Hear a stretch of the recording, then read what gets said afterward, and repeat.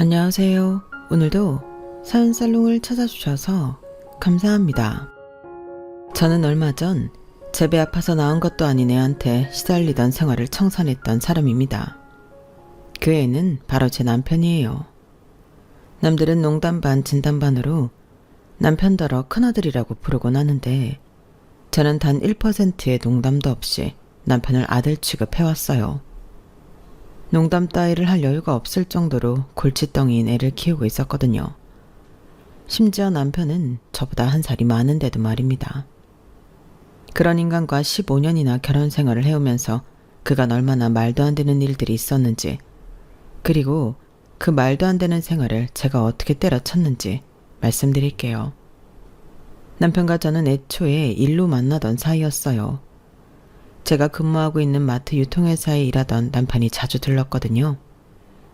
처음엔 저런 사람이 존재하는구나 정도로만 안면이 트여 있었는데 우연히 몇 번 대화를 했다가 서로 잘 통하는 면이 있다는 걸 알게 된 후로는 급속도로 사이가 가까워졌죠. 서로 결혼 정년기인 사이에 만났으니 연애부터 결혼까지 자연스럽게 이어졌고 양가 가족들과도 원만한 관계를 유지해왔어요. 저는 1남 1녀 중 첫째 딸이었고 남편은 3형제 중 막내였기에 같이 있다 보면 남편이 막내인 티가 많이 나곤 했는데요. 당시엔 늘 책임감이 강하고 피곤하게 사는 저랑은 달리 해맑고 긍정적인 남편이 좋아 보이기만 했네요. 하지만 그건 연애할 때나 좋은 거였지 결혼하고 나니 전혀 좋은 게 아니었더라고요. 저희가 아직 신혼일적 명절날 시댁에 다 같이 모였을 때였어요. 저는 정신없는 주방 한켠에서 끊임없이 전을 부치고 있었죠. 그런데 남편은 제 옆을 오가면서 땀을 뻘뻘 흘리고 있는 저한텐 눈길 한 번을 안 주고 전만 계속 집어먹더군요. 아주버님들은 무거운 걸 옮겨주기도 하고 형님들을 한 번씩 도와주시는데 남편은 TV에 정신이 팔려 낄낄거리거나 있고 말이에요. 저는 화가 나서 속이 부글거렸지만 식사가 마칠 때까지 티를 내진 않았는데요. 식사를 다 마친 후 디저트로 제가 배를 깎았는데 하필 그날따라 너무 과즙이 많은 배였는지 과즙이 눈에 튀고 만 거예요. 제가 본능적으로 얼굴을 찌푸렸는데 눈이 너무 따가워 표정 관리가 안 됐어요. 그런데 갑자기 옆에 있던 남편이 깔깔거리며 웃는 겁니다. 하하! 표정 엄청 웃기네. 결혼하더니 왜 이렇게 못생겨졌어? 저는 눈도 제대로 못 뜨고 있는데 남편은 그런 저를 보고 표정이 웃기다면서 한참을 웃더라고요. 둘째 형님이 얼른 제 손에서 배와 칼을 가져가시면서 걱정을 해주셨어요. 눈에 들어간 거 아니야? 얼른 가서 헹궈내 동서. 큰아가 TV장 첫 번째 서랍에 인공 눈물이 있다. 그거 막내 좀 출연. 네 어머님. 동서 괜찮아? 시어머니와 두 형님 도움으로 저는 겨우 눈물 헹구고 다시 자리에 돌아왔어요. 주변 분들은 계속 절 걱정했는데 남편이란 놈은 아까 사진을 찍었어야 했다며 계속 실실 웃고만 있더군요. 결국 큰아주버님이 남편을 나무랐어요. 야, 이 철딱선이 없는 놈아. 재수씨가 칼 들고 눈을 다쳤는데 네가 인공 눈물도 가져다 주고 헹궈주기도 했어야지. 뭐가 웃기다고 그러고 있냐? 사람이 다친 게 웃겨? 크게 다친 거면 당연히 그랬지. 뭘 이런 걸 가지고 그렇게 심각하게 굴어. 한쪽 눈 뜬 거 보고 한 거야. 결혼한 지 얼마나 됐다고 벌써부터 마누라한테 그런 식으로 굴면 못 쓴다. 네 형들 하는 것 좀 보고 배워. 누뚱이라고 우냐우냐 키운 내 잘못이지. 에휴. 시댁 식구들이 한 소리씩 해도 들은 척도 안 하며 웃기만 하는 남편을 보고 저는 그 자리에서는 화를 참았어요. 하지만 집으로 돌아온 뒤 일주일 동안 밥도 안 차려주고 남편이 있는 쪽은 쳐다보지도 않았죠. 남편은 처음엔 별것도 아닌 걸로 삐지냐며 시덥잖은 농담 따먹긴 하다가 제가 버럭 화를 내니 자기가 빠지더군요. 그러더니 일주일쯤 지나고 나서야 제가 정말로 화가 났다는 걸 알았다며 진지하게 사과를 해왔어요. 그래도 진지하게 사과하는 모습에 저는 그때는 넘어가 주었는데요. 얼마 지나지 않아 저는 임신을 하게 되었어요. 결혼한 지 1년도 되지 않아서 임신을 한 거였죠. 시댁에서도 친정에서도 모두가 진심으로 축하해 주었고 특히 두 아주버님과 형님은 예전에 쓰던 육아용품이라며 저희한테 이것저것 많은 것을 물려주었어요. 그 중에서는 육아에 대해 배울 수 있는 서적도 꽤 많았죠. 시어머니가 남편더러 임신한 마누라 시키지 말고 혼자 다차에 옮기라고 하니 남편은 무거운 육아 서적을 전부 골라내며 말하더군요. 아이, 이런 거 무겁기만 하지. 나는 이런 거 필요 없어. 형, 이거 다시 가져가. 까불지 말고 가져가라. 이거 열심히 봐도 잘할까 말까야. 애 키우는 게 쉬운 줄 알아? 어려울 건 또 뭐야. 애가 우는 건 똥오줌 쌌을 때, 배고플 때, 졸릴 때 셋 중 하나 아니야? 그거 세 개만 계속해주면 애 키우는 거야 뭐 금방이지. 그게 말처럼 쉬운 줄 아냐? 허튼 소리 말고 지금 시간 있을 때 배워놔. 남자 새끼가 이 정도 책도 못 들어서 그딴 소리 나냐? 그렇다기보다는 참나. 알았어. 보긴 볼게. 진우, 너 건성으로 하지 말고 형들 말 좀 들어라. 네가 애를 잘못 키울수록 마누라 고생시키는 거다. 어? 내가 어려서부터 조카들 잘 놀아줬잖아. 걱정 붙들어 매엄마. 시어머니가 잔소리를 하셔도 남편은 천하태평이었죠. 집에 와서도 제가 육아서적을 같이 보자고 할 때마다 본인이 조카들을 얼마나 잘 봐줬는 줄 아라며 큰소리치다가 결국 또 몇 번 화를 낸 뒤에야 책 보는 신용을 했어요. 그렇게 큰소리 떵떵 치는 거에 반만큼이라도 했다면 저도 화를 내지 않았을 거예요. 하지만 남편은 매사에 스스로를 너무 과대평가하면서 놀라울 만큼 책임감도 없고 생각도 없었어요. 출산일을 얼마 앞두지 않아 배가 남산만 하던 어느 날, 저는 허리가 너무 아파서 소파에 비스듬히 등을 기대고 잠시 쉬고 있었는데요. 며칠째 컨디션이 너무 안 좋아 시어머니가 저녁에 잠시 들렀다 가기로 해서 시어머니가 오실 때까지만 눈을 붙이려고 했어요. 그런데 갑자기 핸드폰을 보면서 실실 웃던 남편이 제 옆에 다가와 제 배를 북치듯이 파고 두드리며 노는 거예요. 쉬고 있던 제가 깜짝 놀라서 남편의 손을 세게 쳐냈죠. 뭐 하는 거야? 가뜩이나 힘들어 죽겠는데 왜 아프게 해? 아, 깜짝이야. 내가 뭐 주먹으로 친 것도 아닌데 뭐가 아파? 안에 애가 들어있는데 그럼 안 아파? 그냥 살짝 치는 신용만 한 게 아니라 방금 진짜로 때렸잖아. 애가 들어있는 배를. 당신 지금 제정신이야? 뭘 또 내가 때렸다고 그래. 그냥 좀 친 거 가지고. 여기 배 봐, 빨개졌잖아. 당신 애 베고 힘들어서 누워있는 와이프한테 이게 할 짓이야? 어쩜 그렇게 생각이 없어. 당신이 애야? 남편은 제 말에 그냥 장난 좀 친 거 가지고 예민하게 군다며 궁시렁거리더니 안방으로 들어가 버렸어요. 당시 제가 임신 중이라 예민한 거 맞았지만 장난으로 넘어가기엔 남편이 너무 세게 쳤었어요. 배가 온통 남편 손자국으로 빨개질 정도로요. 얼룩덜룩한 배를 보자 철딱선이 없는 남편 때문에 갑자기 서러움이 밀려와 눈물이 다 나더군요. 제가 울고 있던 그때 시어머니가 집에 도착을 하셨어요. 그리고 시어머니는 누가 봐도 운 티가 나는 절 보고 무슨 일이라며 놀라서 물어보셨죠. 자초지종을 들은 시어머니는 곧바로 남편의 등짝을 사정없이 때리셨습니다. 야, 이 정신없는 놈아. 마누라가 애 베고 힘들어서 누워있으면 팔다리나 주물러 줄 것이지. 거기 가서 배를 치고 앉아있어? 어? 아, 엄마는 왜 이 사람 말만 듣고 때려? 나는 장난이었다고. 부부 사이에 장난도 못 쳐? 여기 얘 배 좀 봐라, 빨간 거. 이게 장난이야? 네 마누라랑 태어나지도 않은 애 때린 게 장난이냐고. 어쩜 이렇게 처리 안 될까? 다음 달에 애 아빠가 된다는 놈이 너 한 번만 더 이딴 짓 저지르게만 해봐. 어? 아, 알았다고. 알았어. 그만 좀 때려. 시어머니가 남편을 호되게 혼내시며 당장 저한테 사과하라고 호통을 치시자 남편은 겨우 저에게 미안하다고 사과를 했어요. 시어머니 덕분에 그날 일은 그대로 넘어갈 수 있었죠. 남편은 그 뒤로도 시댁 식구들에게 한동안 잔소리를 듣더니 출산 전까지는 제 주변에 오면 전보다 조심하는 모습을 보이긴 하더군요.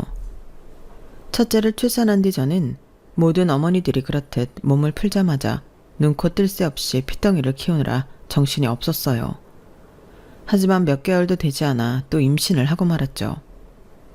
출산한 지 얼마 안 되어 바로 임신을 하자 이번엔 친정도 시댁도 모두 축하보단 걱정을 먼저 하시더군요. 저 역시 눈앞이 깜깜하기 마찬가지였죠. 하지만 이미 생긴 아이인 걸 어쩌겠어요. 저는 첫째 돌잔치를 치르자마자 둘째를 출산했고 갓난아이 둘을 키우느라 직장도 포기할 수밖에 없었습니다. 다행히 시어머니와 친정엄마가 많이 도와주셔서 애 둘을 키울 수 있었는데요. 두 분과 달리 남편은 애가 생기기 전과 다름없이 집안일이나 육아는 나 몰라라 하고 살고 있었어요. 하루는 친정엄마와 둘이 하루 종일 애를 돌보는데 남편이 평소보다 이른 시간에 집에 들어온 겁니다. 왜 이렇게 일찍 들어왔어? 아, 오늘 원래 대전에 다녀오려고 했었는데 날짜가 다음 주로 변경됐어. 원래 오늘 일정 그거 하나였는데 갑자기 시간이 붕 떠버려서 그냥 PC방에서 게임 좀 하다가 들어온 거야. 남편의 말에 저희 엄마가 눈빛이 매서워지셨죠. PC방? 일이 빨리 끝났으면 와서 애 보고 도와줄 생각은 안 하고 PC방에서 놀다가 왔다는 거야? 엄마의 말에 남편은 당황해서 우물쭈물거리며 대답을 했어요. 아니, 그게 아니라 그게 어차피 남는 시간이어서요. 선아는 그럼 시간이 남아 돌아서 애를 둘이나 혼자 키우고 집안일까지 한단 말이야? 내가 1년 넘게 여기 와서 애 봐주는 동안 자네가 설거지 하나, 아니 양말 한 짝을 혼자 개놓는 꼴을 못 봤네. 저번 달부터는 선아한테 도시락까지 싸달라고 했다며? 그게 저도 장모님 안 계시고 집에 있을 때는 집안일도 도와주고 그럽니다. 뭘 도와줬는데? 저번 주에는 음식물 쓰레기도 갖다 버렸고 빨래도 빨래통에 넣고요. 지금 그걸 도와줬다고 말하는 거야? 엄마의 싸늘한 말에 남편은 기가 죽어 더 이상 아무 말도 하지 못했어요. 저는 엄마를 진정시키고 남편이 그래도 일찍 들어왔으니 먼저 들어가시라고 했죠. 남편은 눈치를 보다가 외투를 입는 엄마한테 다가갔어요. 저 장모님 태워다 드릴까요? 됐네. 애를 낳기만 하면 다야? 아빠가 됐으면 책임감 있게 키울 줄도 알아야지. 그것도 아니면 적어도 자네 몫의 일은 자네가 알아서 해야 할 것 아닌가? 뭐? 빨래를 빨래통에 넣으나? 대가 어이가 없어서. 엄마는 남편을 매몰차게 뿌리치고는 현관문을 쾅 닫으며 나가버렸어요. 그 뒤로 며칠 동안 기가 죽어있던 남편은 주말에도 친구들과의 술 약속을 취소하고 얌전히 육아를 돕더군요. 시어머니가 놀라서 무슨 일이 있었냐고 물어보실 정도였죠. 2주에 한 번씩 엄마가 오시니 남편은 전처럼 또 놀러 다닐 생각을 하며 긴장이 풀어지다가도 다시 2주마다 기강이 잡혀 육아를 돕곤 했습니다. 그렇게 시간은 정신없이 흘러갔어요. 시간이 흘러 두 아이가 유치원을 가기 시작하자 저는 드디어 인생이 조금 여유로워졌구나 싶었어요. 그동안 부족했던 잠도 많이 자고 미뤄두기만 했던 대청소도 했죠. 그렇게 약 3, 4개월의 여유를 즐기던 저는 다시 큰애 때문에 바빠질 수밖에 없었어요. 절 괴롭힌 큰애는 제 첫째 딸이 아닌 남편이었습니다. 정확히는 어느 날 퇴근하는 남편 품에 안겨있는 주먹만한 강아지였죠. 갑자기 웬 강아지를 안고 왔어? 설마 키우려는 건 아니지? 누가 잠깐 맡긴 거지? 이렇게 작은 강아지를 누가 맡겨? 내가 데리고 왔어. 이름은 뽀삐야. 출장 갔다가 유기견 분양하는 데 있지. 그런 곳을 들렀는데 이런 피덩이가 있는 거야. 진짜 거기 있는 강아지 중에 제일 어리고 작더라니까. 그래서 지금 그걸 키우겠다는 거야? 애들 키우고도 정신없어 죽겠는데 무슨 강아지야. 당장 다시 가서 분양 취소하고 와. 애들은 이제 다 유치원 가는데 뭐가 정신이 없어. 이렇게 조그만 애 키우는데 무슨 노력이 든다고. 그럼 당신이 책임지고 키우든가. 어떻게 강아지를 데리고 오면서 나랑은 아무런 상의도 안 하고 무턱대로 데려올 생각을 해? 거기 있는 유기견들 다 당신같이 아무 생각 없이 강아지 분양했다가 마음 바꾼 사람들이 버린 개들이야. 얘도 생명인데 어떻게 그렇게 충동적으로 데려올 생각을 하냐고. 아우, 이제 막 데려오기만 한 거야. 하루도 안 지났는데 내가 무책임한지 아닌지 당신이 어떻게 알아? 내가 잘 키우면 되잖아. 내가 아침 저녁으로 밥도 채워놓고 물도 채워 넣을게. 됐어? 아침에 내가 산책시키고 퇴근하고 산책 또 시키면 되잖아. 남편이 버럭 짜증을 냈지만 저는 남편이 한 말 중 단 한마디도 진심일 거라고 믿질 않았어요. 아니나 다를까 한 달도 안 되어서 강아지를 키우는 건 오롯이 제 몫이 되고 말았죠. 속이 부글부글거렸지만 주먹만한 강아지한테 무슨 잘못이 있나요? 남편처럼 책임감 없는 남자와 결혼을 한 제 잘못이죠. 제가 강아지 배변 훈련을 키우고 아프면 병원에 데려가고 약을 먹이려고 씨름하는 동안 남편은 강아지 배변 패드 한 번도 갈지 않으면서 강아지랑 사진을 찍거나 자기 심심할 때만 산책을 하는 등 본인 편한 것만 골라서 해댔습니다. 1년 넘게 그렇게 지내던 어느 날 아이들 육아 스트레스와 강아지 육아 스트레스가 한 번에 몰려온 저는 결국 남편에게 뽀삐의 배변 패드를 집어 던져버렸고 그 뒤로 남편은 본인 용돈으로 강아지 유치원을 등록하고 강아지를 맡기게 되었어요. 그렇게 세월이 또 지났어요. 저희 아이들이 초등학생이 될 정도로 다 큰 뒤로는 애들이 어찌나 싸우던지요. 연년생인데다가 남매이다 보니까 하루가 멀다 하고 절 찾더군요. 누나가 혹은 동생이 이런저런 짓을 저질렀다고 고자질한다고요. 남편에게 대신 애들 중재 좀 해달라고 하면 남편은 소파에 드러누워 배나 긁으면서 이딴 소리를 해댔죠. 애들 혼내는 건 당신 몫이잖아. 괜히 내가 혼냈다가 애들이 나 싫어하면 어떡해? 그런 건 당신이 해. 결국 애들이 크면 다시 일을 시작해야겠다고 마음을 먹었던 저는 전혀 여유가 생기지 않았고 다시 일하는 건 포기할 수밖에 없었어요. 게다가 시어머니가 허리 디스크 수술을 하시면서 시어머니까지 챙기다 보니 시간이 늘 빠듯했어요. 두 형님도 물론 자주 시댁에 와서 시어머니를 도와드리긴 했지만 가장 가까운 곳에 사는 제가 아무래도 매일 같이 갈 수밖에 없었죠. 몸이 더 고대진 것은 사실이지만 사실 전 시어머니 간병이 하나도 힘들지 않았어요. 시어머니가 심각한 질병에 걸리신 거면 또 모를까. 그냥 거동이 불편하신 정도였으니까요. 며느리인 제가 도와드리는 건 당연한 거라고 생각을 했고 시어머니와 사이도 좋으니 고생한다는 느낌은 하나도 없었죠. 어머니, 저번에 미역국 말씀하셔서 제가 좀 많이 끓여놨어요. 이거 이따 저녁에 냉장고에 넣고 갈 테니까 조금씩 데워서 드세요. 그리고 약이 좀 많이 남아있던데 꼬박꼬박 드시고요. 제가 약 드시는 시간 맞춰서 문자 보내드릴게요. 아, 그리고 금요일 날요. 병원 가기 전에 저랑 같이 점심 드실까요? 제가 좀 일찍 올게요. 금이었꼭 반은 너 가져가라. 그러려고 재료 많이 사놓은 거야. 그리고 냉장고에 노란 통 있지? 그거 큰 것도 가져가. 내가 엊그제 미역 줄기 좀 묻혀놨어. 아유, 뭐 이런 걸 다 하셨어요. 저한테 말씀을 하시지. 제가 왔을 때 같이 하면 되잖아요. 너 저번에 건강검진 받았을 때 빈혈 있다고 하지 않았니? 그러면 미역이니 소고기니 그런 게 좋다더라. 벌써부터 그러면 나이 들어서 더 고생해. 가져가서 많이 먹어라. 어머, 감사해요, 어머님.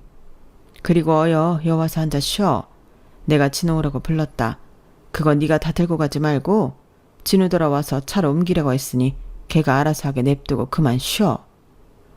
시어머니의 배려로 저는 남편이 오기 전까지 시어머니와 함께 소파에서 고구마를 까먹으면서 쉬다가 집으로 돌아왔어요. 그런 일들이 잦았죠. 시어머니가 절 이렇게나 챙겨주시니 저는 사실 다른 집 며느리랑 달리 시댁에 가는 게 싫지가 않았어요. 시어머니가 수술 부위가 다 낫고 저와 산책도 자주 하며 어느 정도 체력도 다시 생기셨을 땐 저는 헬스장을 끊어들였답니다. 거기서 개인 트레이너와 함께 운동을 시작하신 뒤로 시어머니는 허리 아픈 게 점점 더 나아진다며 많이 고마워하셨어요. 그리고 그때쯤 저희 친정 아빠가 칠순 생신을 맞이하게 되었어요. 저와 동생은 친정 근처 고급 한식당 2층을 빌려 칠순잔치를 열기로 했어요. 마침 친정엄마와 친한 집사님이 운영하시는 한식당이었기에 장소를 비교적 쉽게 구할 수가 있었죠. 모이는 인원이 많았기에 장소부터 빨리 정한 뒤 나머지 세세한 걸 결정하기로 한 거였어요. 평소 저희 친정엄마랑 사이가 좋았던 시어머니도 칠순잔치에 오고 싶다고 하셨고 마침 그 주에 일정이 비어있던 큰 아주버님이 같이 와주신다고 하셨습니다. 그렇게 아빠 칠순 생신 2달 전에 모든 걸 준비할 수가 있었어요. 그 과정에서 저는 당연히 남편에게도 날짜와 장소를 알려주었는데요. 저희 아이들마저 그 주 주말에는 친구들과 약속을 잡지 않았을 정도로 온 가족이 그날을 알고 있었어요. 그런데 칠순 잔치를 고작 3일 앞둔 날 저녁이었습니다. 제가 남편에게 칠순잔치 때 입을 옷과 신발을 미리 준비해 주었을 때였어요. 당신 여기 옷 이거 다려놨어. 위에 남방은 안에 흰 티 받쳐서 입고 바지 입을 때 벨트는 이거로 해. 알았지? 옷걸이에 같이 걸어 놓을 테니까. 그리고 신발 새로 세탁한 거 있거든? 신발장 맨 위에 놔뒀어. 그거 신으면 돼. 내가 토요일 날 다시 얘기해 줄게. 왜? 그렇게 입으면 불편한데? 그럼 아빠 칠순인데 평소처럼 아무렇게나 입고 갈 거야? 조금 불편하더라도 그냥 이렇게 입어. 이게 제일 깔끔하니까. 장인어른 칠순? 거기에 나도 가? 그럼 당연히 당신도 가는 거지. 안 갈 생각이었어?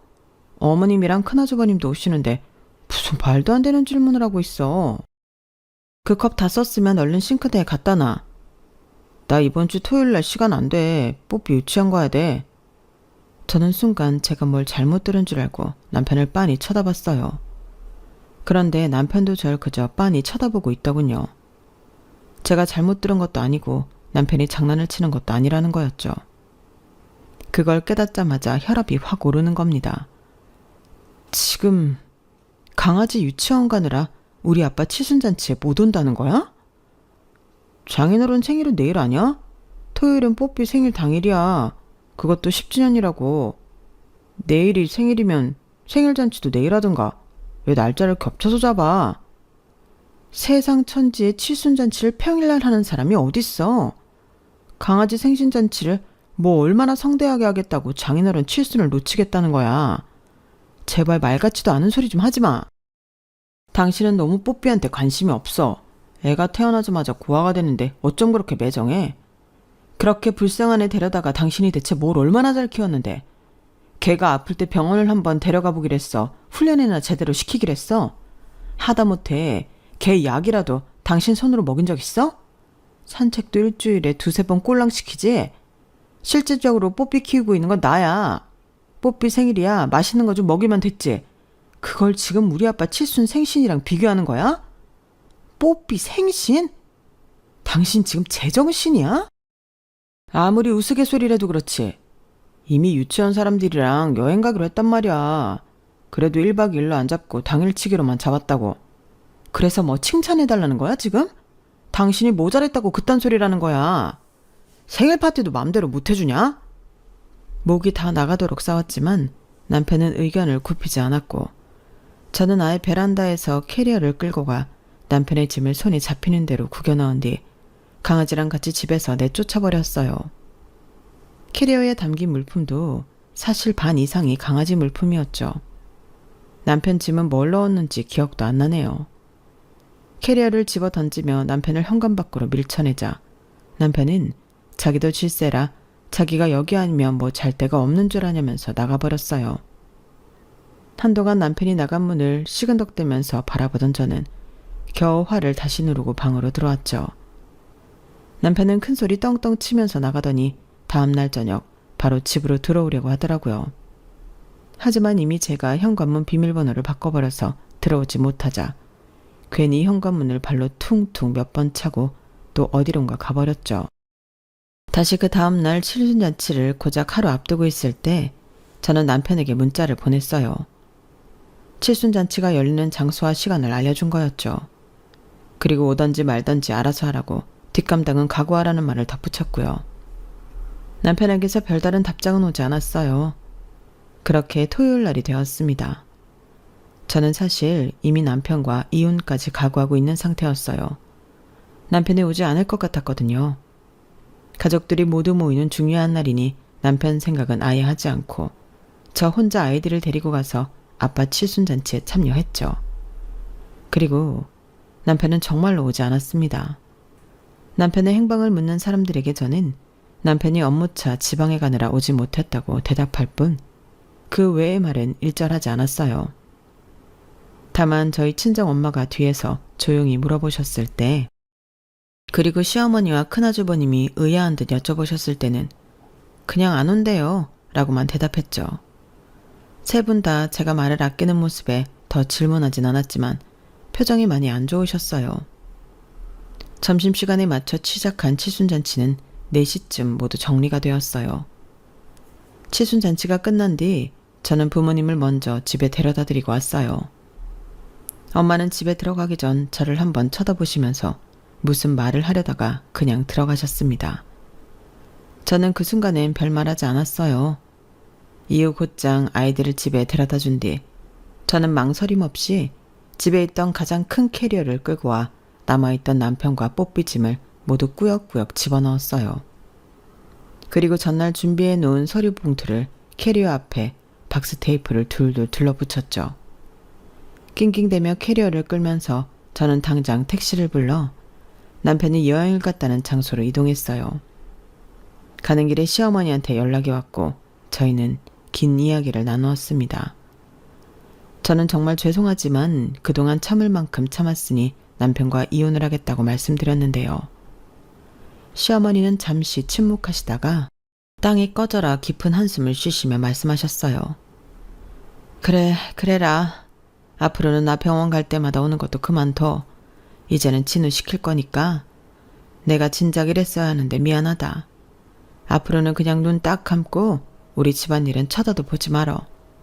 정말이야. 네, 어머님. 어머님께는 너무 죄송해요. 아니다. 네가 그동안 고생해서 내가 미안하지. 진우 그놈은 이혼 당해도 싸. 나한테 마음 쓸 거 없어.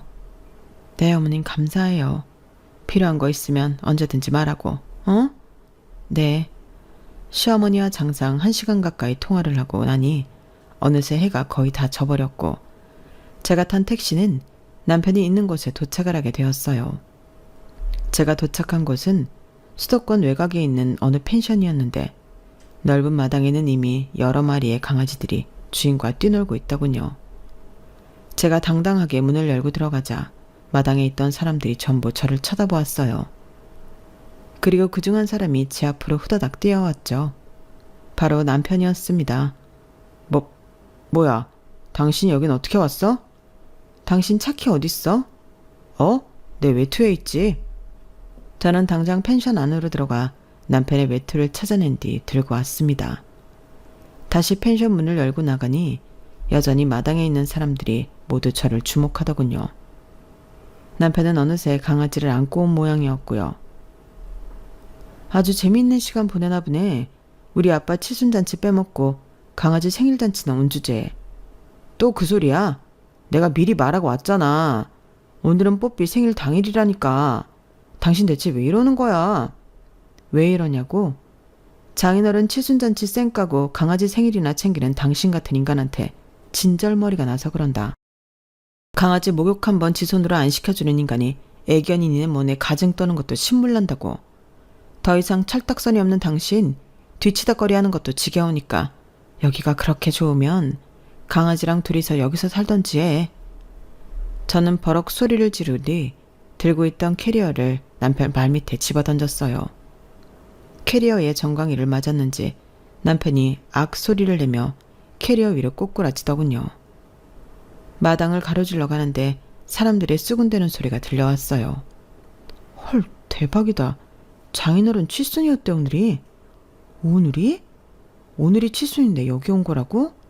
근데 진우님 뽀삐 엄청 아끼시던데 목욕 한 번 안 시켜줬다는 건 무슨 말이야? 저는 그 모든 웅성거림을 뒤로한 채 남편의 차 문을 열어 안에 있던 모든 짐도 주차장 땅바닥에 패대기 친 뒤 차를 끌고 집으로 돌아와 버렸어요. 고속도로에 올라탔을 때부터 남편에게서 엄청나게 전화가 왔지만 전부 싹 무시해버렸고요. 알아서 택시를 부르던지 남의 차를 빌려 타던지 제 알 바는 아니었으니까요. 남편은 남의 차를 빌려 타는 건 실패한 모양인지 그날 새벽이 되도록 집에 들어오지 않더군요. 그리고 그 다음날 오후 늦게서야 남편이 낑낑거리며 집에 도착했어요. 하지만 이미 현관 비밀번호를 다 바꿔버린 상태라 집에 들어오지 못하고 문 밖에서 계속 초인종을 누르며 절 찾더군요. 여보, 문 좀 열어줘. 당신 집에 있는 거 다 알아. 당신 진짜 왜 이래? 저는 인터폰을 통해 대꾸했어요. 캐리어에 붙은 서류에 도장 찍었어? 무슨 도장? 이 이혼 서류에 도장 찍으라고? 미쳤어? 미친 건 당신이지. 그 나이 먹어서 해야 할 일은 하나도 안 하고 지 좋은 일만 하고 다니는 정신 나간 인간이잖아 당신. 일단 문 좀 열어. 들어가서 얘기하자. 웃기시네. 이 집 4명인 거 몰라? 우리 부모님이 4명이로 마련해 주신 거잖아. 당신이 잘 공간은 없으니까 꺼져. 아, 그럼 나는 어디로 가라고? 남편은 문 앞에서 한참을 징징대다가 결국 짐을 다시 들고 어디론가 사라졌어요. 나중에 알고 보니 시댁에 갔다고 하더군요. 그때 시댁엔 아주버님들과 시어머니가 남편을 단단히 벼르고 있었어요. 남편이 도착하자 세 분은 진작 이랬어야 했다고 후회하시면서 남편을 호되게 혼내기 시작했다고 하더군요. 큰형님이 얘기한 바에 따르면 세 분은 그동안 남편이 잘못한 행동을 구구절절히 읊으면서 어떻게 그딴 식으로 행동해놓고 장인어른 칠순잔치도 안 갈 수 있냐며 앞으로 남편이 버르장머리를 고치지 않으면 절연하겠다고 하셨다고 해요. 그리고 길바닥에서 자든지 말든지 알아서 하라며 남편을 그대로 다시 쫓아냈다더군요. 남편이 그러고 있을 동안 저는 아이들을 친정에 맡기고 와서 본격적인 이혼을 준비하고 있었는데요. 밤 늦게 시댁에서 쫓겨난 뒤 저희 집 앞으로 돌아온 남편이 밤새 문 밖에서 미안하다고 빌고 또 빌더군요. 하지만 저는 밤새 그러도록 내버려 두었어요. 아침에 문을 열어보니 남편이 짐들을 한켠에 모아두고 뽀삐를 아는 채 잠이 들어 있더군요. 현관문이 열리는 소리에 남편이 깨더니 후다닥 저에게 사과를 해왔어요. 여보, 내가 정말 미안해. 화 많이 났지? 내가 앞으로는 장인어른 생일은 정말 칼같이 지킬게. 장모님 생일도. 됐어, 일어나. 법원 가야지. 법원? 당신 진짜로 나랑 이혼하게? 내가 미안하다고 했잖아. 나는 됐다고 했잖아. 얼른 안 일어나? 여보, 내가 진짜 미안해. 아, 진짜 한 번만 더 기회를 줘.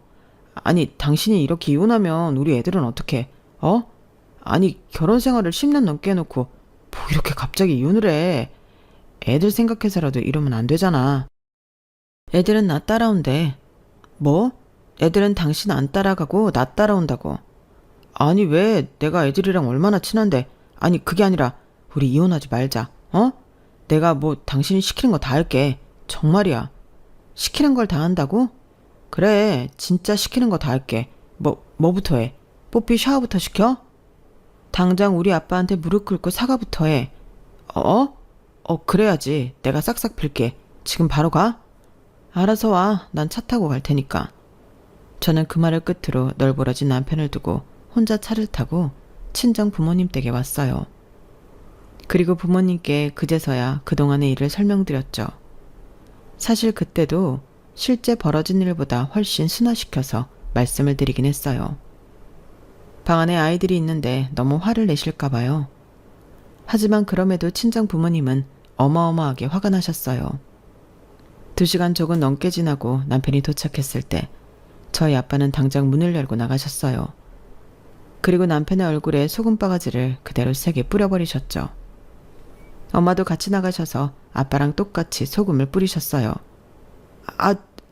아따가 죄송합니다. 장인어른, 제가 잘못했습니다. 소금을 맞고 잠시 휘청이던 남편은 후다닥 무릎부터 꿇었어요. 그리고 저에게 말했던 대로 싹싹 빌기 시작했죠. 하지만 저희 부모님의 화는 풀리지 않았어요. 내 딸을 이렇게 몸고생 마음고생 시켜놓고 미안하다 한마디만 다야? 자네 같으면 서연이 동현이 괴롭힌 애가 미안하다 한마디 하면 오냐 그래 알았다 할 텐가? 아니요, 제가 정말 잘못했습니다. 나는 자네가 애 둘 키우면서 집안일 손 하나 까딱 안 할 때부터 아주 눈여겨봤네. 자네같이 게으르고 무책임하고 이기적인 인간은 평생 뭘 잘못했는지 모르고 사는 인간이야. 아닙니다, 장모님. 제가 앞으로 정말 잘하겠습니다. 됐네. 선엄마, 들어가. 무릎을 꿇던 말던 어차피 이혼하면 남남 아닌가. 그냥 들어가자고. 그러자 남편이 다급하게 저희 아빠 엄마의 바지 밑단을 붙잡았어요. 장인어른, 장모님, 제가 정말로 잘못했습니다. 저 와이프랑 애들 없으면 혼자서는 못 살아요. 제가 뭘 하면 용서해 주실 건가요? 제가 뭐든 하겠습니다. 이거 안 놔? 제발 용서해 주세요. 제가 정말 뭐든지 할게요. 아빠는 남편에게 잡힌 발을 털면서 남편의 손을 떼어내려 했지만 엄마는 그런 남편을 가만히 쳐다보셨어요. 그러더니 낮은 목소리로 입을 여셨죠. 자네는 지금 이대로 돌려보내면 똑같은 잘못을 저지를 게 뻔하네. 앞으로 일주일 동안 매일 퇴근하고 나면 자네 집이 아닌 우리 집으로 오게. 내가 자네를 고쳐 쓸 수 있는지 한번 테스트 해볼 테니까. 예? 아, 네네. 그렇게 할게요. 선아, 나와봐라. 그동안 현관 바로 앞에서 이 모습을 보고 있던 저는 엄마의 부름에 얼른 엄마 옆으로 갔어요. 그러자 엄마는 절 보시면서 이렇게 물어보셨어요. 너 지금 당장 이혼할래? 아니면 네 남편 한번 고쳐 써볼래? 당신 진짜 고쳐줄 수 있어? 다 할 수 있어. 내가 하라는 대로 할게. 무조건 알겠다고 대답하는 남편을 보다가 저는 엄마한테 고쳐 써보겠다고 대답을 했어요. 그리고 남편은 정말로 그날 이후 일주일 동안 저희 친정 부모님 집에서 지냈답니다. 소식을 들은 시어머니는 저희 친정 엄마한테 전화를 하셨다고 해요. 한우 선물 세트를 보내시면서 이런 불상사를 일으켜 너무 죄송하다고 사과를 하셨다더군요. 친정 부모님과 함께한 일주일이 지나고 나서 남편은 저희 집으로 온 게 아니라 다시 시어머니 댁에 불려갔습니다. 이 녀석은 일주일 가지고는 택도 없어. 아예 습관 자체를 고쳐놔야 돼. 우리가 최소 석 달은 더 교육시킬 테니 조금만 더 기다려다오. 시어머니의 연락을 받은 저는 남편을 좀 더 기다리게 되었죠. 시어머니와 두 아주버님은 정말로 3개월 동안 남편이 퇴근할 때마다 시어머니 댁, 큰아주버님 댁, 작은아주버님 댁을 전부 돌아다니면서 집안일을 하게 시켰어요. 그리고 집안일이 끝나면 저희 집으로 같이 오셔서 저희 집안일까지 마치고 뽀삐 샤워나 뽀삐 집 청소까지 시키고 돌아가시곤 하셨죠. 어차피 집에만 있던 제가 집안일을 하려고 하면 꼭 따로 전화가 오곤 했어요. 동서, 우리 남편이 오늘 절대 빨래 미리 개놓지 말래. 이따가 서방님 데려가서 시키겠다고. 그리고 저녁도 하지 말고 오늘 우리 집에서 제육을 좀 볶을 거거든. 그거 이따 가져갈 거니까 아무것도 하지 말고 있어. 알았지? 지난번처럼 괜히 우리 남편까지 대접한다고 뭐 하지 말고. 이렇게 신신당부를 하셔서 정말로 저는 3개월 동안 아무것도 손대지 않았죠. 그렇게 남편만 바쁜 3개월이 지나고 드디어 남편은 저희 집으로 온전히 돌아왔어요. 저는 남편이 돌아온 날 식탁에 남편을 불러다 앉혔죠. 자, 우리 이혼 서류야. 왜 또 이혼 얘기를 해요, 여보. 나 정말 많이 달라졌어. 진짜야. 나 이제 막 집에 제대로 붙어있게 됐는데 바로 이혼하자는 거야? 그럼 앞으로 이전처럼 돌아가지 않고 계속해서 책임감 있게 살 수 있어? 내가 그동안 너무 오랜 세월 철없이 살아서 당신이 잘못 믿고 있는 거 알아. 그런데 정말 한번 지켜봐봐. 내가 앞으로는 전처럼 행동하는 일 없을 거야. 정말이야. 사실 그동안 우리 애들이랑도 얘기를 몇 번 했어. 내가 연락했거든. 그런데 애들이 하나같이 다 내 잘못이라고 당신 편만 들더라고. 차연이 동현이 둘 다 내가 잘못했대. 애들까지 나한테 그렇게 말하는 거 보니까 내가 그동안 당신한테 얼마나 못나게 굴었는지 알겠더라고. 앞으로 애들한테도 당신한테도 못난 모습 안 보이고 살게. 정말 다른 모습 보여줄게. 나 한 번만 믿어줘. 남편의 간곡한 부탁에 저는 마지막으로 딱 한 번만 넘어가 주겠다고 얘기했어요. 그리고 이미 제 도장이 찍혀있는 이혼 서류는 일단 보관하고 있겠다고 했죠. 남편은 고개를 세차게 끄덕이며 알겠다고 했고 정말로 그날 이후로 달라진 모습을 보였습니다. 일단 퇴근하고 아무데나 옷을 훌러덩 벗어 던지는 모습이 없어진 게 첫 번째로 달라진 모습이었고요.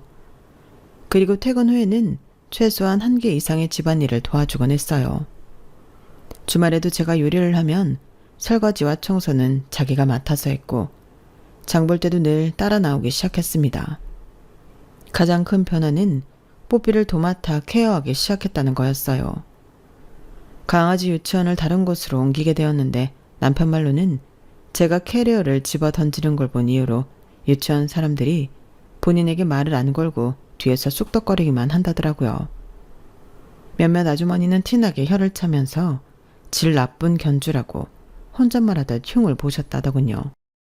남한테 욕먹는 건 또 싫어하는 남편은 그 일 이후로 주눅이 들어 그 유치원은 못 가겠다고 자리를 옮긴 것이었죠. 저는 이 모든 변화가 언제까지 갈지 몰라 늘 마음속으로는 이혼 서류를 떠올리며 남편의 달라진 모습을 지켜보았습니다. 그렇게 지낸 지 이제 1년이 조금 넘었네요. 다른 건 몰라도 제가 남편을 제 자식처럼 챙기는 일은 그 1년 동안 없었어요. 드디어 그 지긋지긋하던 큰 아이와 이별을 하게 된 것이죠. 반년 전만 해도 저는 계속해서 달라진 남편을 믿지 못하고 경계심을 풀지 않으려고 했는데 지금은 저도 모르게 경계심이 많이 풀어졌어요. 남편과의 사이도 점점 더 좋아지는 중이고요. 이렇게 가정의 평화를 이룬 데에는 절 아껴주고 제 편을 들어준 다른 가족들의 힘이 컸다고 생각해요. 앞으로는 남편과 함께 다른 가족분들께 이 은혜를 갚아 나가며 살아가려고요. 앞으로 저희 가족에게 지금처럼 평화롭고 행복한 날들만 가득하길 바랄 뿐입니다. 여기까지 제 이야기를 들어주신 분들의 가정도 늘 평화롭길 바랍니다. 이야기를 들어주셔서 감사합니다.